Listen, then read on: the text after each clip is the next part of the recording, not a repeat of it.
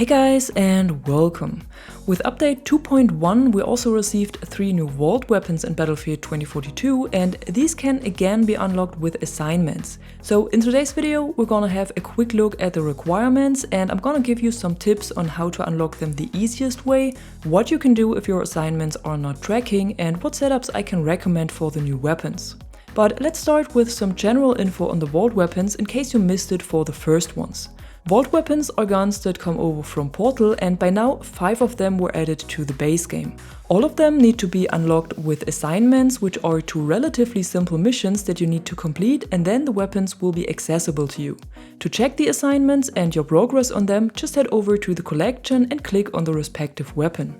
To complete the missions, you can either play any of the normal all-out war modes, any Portal mode with full or even limited XP, or solo matches against AI, and that's surely the easiest way to do it. Cause in solo matches, especially of Breakthrough, you can unlock all weapons within 1 or 2 games. But if that feels like cheating for you, just stick to the normal multiplayer modes. Just like the former vault weapons, the new ones also have all attachments unlocked right from the start and there are no weapon skins available at all. Not to unlock and not in the item store. There's not even a tier 1 skin. The only thing that is available is a mastery badge you can add to your player card. And as far as I know, there are also no changes planned to this, unfortunately. Cause I feel like the missing attachment unlocks and skins make these weapons a little less interesting to play. But what if your assignments don't track or stop tracking out of a sudden? Cause that's what I read from a lot of players already. Well, there is no real solution or workaround for it at the moment, but there are a few things that might have an impact on it and might stop the assignments from tracking. So first of all, the game mode seems to play a role in this. It doesn't really matter which game mode you start with and if it's a solo match or multiplayer, but there might come a point when the assignments stop tracking your progress and you are stuck and nothing you will do counts anymore.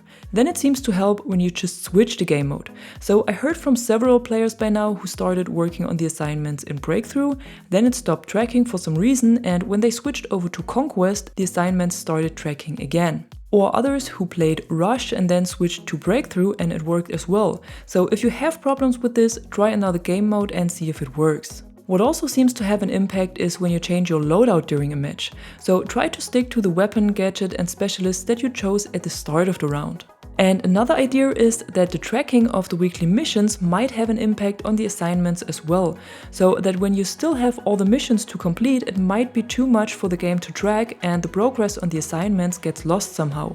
But that's just a guess from my side, cause I unlocked all of the weapons right after the update went live, but before the weekly missions had started and I had no problems at all with the assignments not tracking. So that's something you could try as well if you have this issue. Just complete the weekly missions first and then see if the assignments are tracking. And that was so far all of the tips I have for this problem, but if you experience something else that could help others or have a good solution for this, be sure to share it with us in the comments below. But now let's have a quick look at the assignments themselves and the setups for the different weapons, starting with the P90. The P90 came over from Battlefield 3 and is another addition to the SMG category. By its stats and handling, it feels a bit like a mix of the PP29 and the K30. It doesn't have the close range capabilities of the K30, but a bit more mid-range strength. And for me it is one of the best SMGs right now, even better than the MP9 that I usually love to play.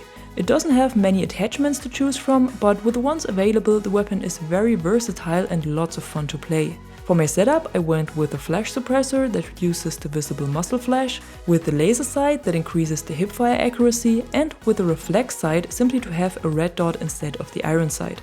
So like I already said, not too much to choose from, but the weapon is good anyhow, so it doesn't need much customization. To unlock the weapon, you need to do 100 kills or assists with the P90 over in Portal or with the K30 in All Out War, and inflict 10,000 damage with SMGs. And that's pretty much the same task for both missions. If you just keep playing with the K30 and do your kills and assists, you should automatically deal enough damage to complete the second mission. So that's some pretty easy assignments. The second primary weapon that can be unlocked is the GOL Sniper Magnum, and like the name already says, it's a sniper rifle that came over from Bad Company 2 and it's probably the weapon with the best sound at the moment. To unlock it, you need to do 60 kills or assists with the GOL over in Portal or with the SWS-10 in All Out War and spot 100 enemies with the SOFLAM. Both missions can be done together, so just find yourself a bit of high ground, equip the SOFLAM and SWS, and then spot the enemies for your team and for yourself with the SOFLAM and shoot them with the rifle.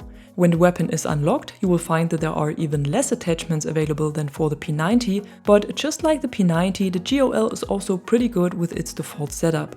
The only thing I did here was to swap the bipod with the default underbarrel, since I never use any bipods on sniper rifles. For the optics, I sticked to the default scope cause it has a good crosshair and 6x zoom that just feels perfect for this weapon. Overall, the GOL feels a lot like the DXR, which was my favorite sniper so far, only that the fire rate of the GOL is a little bit higher. In addition, it also has the close range sweet spot all other sniper rifles have, which means all enemies within a range of 20 meters around you are one shot to the upper body. So the GOL as well as the P90 are definitely two weapons I can recommend to unlock and play. Both have a great handling and are not weaker than any of the other weapons in their category. Unfortunately, I can't say this about the third weapon we got, which is the M1911 that came in as another addition to the sidearms, cause this one feels really weak compared to the G57 or MP28, especially because of the missing extended magazines. If you wanna unlock it, you need to do 30 kills or assists with the M1911 in Portal or the MP28 in All Out War, and do 3 kills in one life with any secondary weapon. And especially if you should struggle with the last assignment, remember you can complete all of these missions in solo mode against AI. Once the weapon is unlocked, you will find it has even less attachments than the other two weapons, and there's also nothing really good available. No laser or anything that might increase the hipfire accuracy a little bit, nothing. Only a flashlight and a light suppressor. So if you don't want to reduce the firepower of the weapon even more or want to give away your position with a flashlight, then you should stick to the default setup. And that's it for today. Overall, I think that the two primary weapons are a lot better than the first vault weapons we got, and only the M1911 is a bit underwhelming. When the next vault weapons will be added is not known yet, but I'm sure we will get more info about this in an upcoming development update or with the next patch notes. And if you enjoyed this video, don't forget to drop a like or a comment below and subscribe to the channel to stay tuned for more content like this. Until then, thanks for watching. I'm the Catwoman and you are awesome.